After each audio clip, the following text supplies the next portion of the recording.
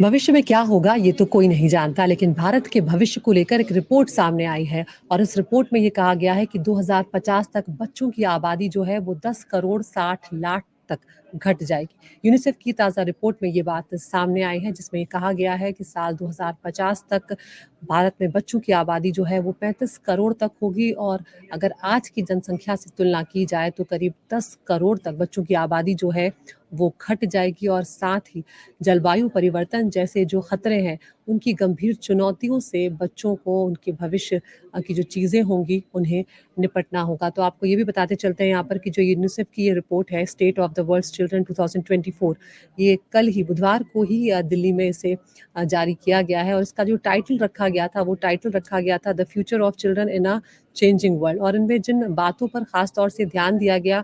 उसमें जलवायु परिवर्तन को मुख्य रूप से अ, इसमें इंगित किया गया है। इसके अलावा जनसांख्यिकी बदलाव जो है उसकी बात की गई और साथ ही प्रौद्योगिकियों को भी रेखांकित किया गया है, जिसके चलते 2050 तक बच्चों का जो जीवन है उसे नया आकार देने में इन 3 फैक्टर्स की अहम भूमिका होगी, ये बात इसमें रेखांकित की गई है। और साथ ही ये भी कहा गया है कि आगे आने वाला जो वक्त होगा, जो बच्चों की जो जनसंख्या होगी उसमें 8 गुना ज़्यादा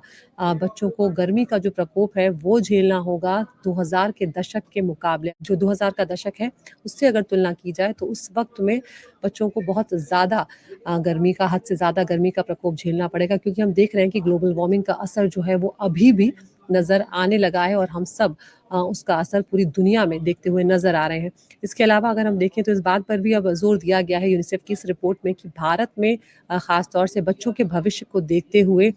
हेल्थ जो सेक्टर है उसमें बहुत ज़्यादा इन्वेस्ट करने की ज़रूरत है। एजुकेशन का जो सेक्टर है उसमें निवेश करने की ज़रूरत है। इन 2 सेक्टर्स के अलावा कौशल की बात की गई है और जो शहरी संरचना होती है उसमें निवेश को प्राथमिकता देने की बात की है कि अगर भारत जैसा देश इन जगहों पर इन सेक्टर्स में ज़्यादा इन्वेस्ट करता है, ज़्यादा निवेश करता है, तो वो बच्चों के भविष्य के लिए बेहतर होगा, उनके अच्छे भविष्य को सुनिश्चित करने में मददगार साबित होगा। इसके अलावा इसमें एआई का भी ज़िक्र यूनिसेफ की रिपोर्ट में किया गया है और इसमें ये कहा गया है कि एआई जैसी जो प्रौद्योगिकियां हैं बच्चों के लिए अच्छी और दोनों तरह की वो साबित हो सकती हैं। किस तरह से आगे उनको गाइड किया जाएगा, ये सब उस पर भी बहुत ज़्यादा निर्भर करेगा। तो हमने, आपको याद होगा, हाल ही में एक रिपोर्ट भी सामने आई थी नीति आयोग की, जिसमें ये कहा था कि भारत में बुजुर्गों की संख्या जो है वो साल 2050 तक दोगुनी हो जाएगी। तो अगर इस तरह से भी इस रिपोर्ट को समझा जाए तो ये कहीं ना कहीं गौर करने वाली बात है, क्योंकि भारत में बच्चे जो है वो पहले के मुकाबले अब कम पैदा किए जा रहे हैं और इसके चलते जो बुजुर्गों की आबादी है वो कहीं ना कहीं बढ़ रही है। तो एक जो जनसंख्या का अनुपात है उस लिहाज से भी ये रिपोर्ट जो है बहुत ज़्यादा मायने रखती है।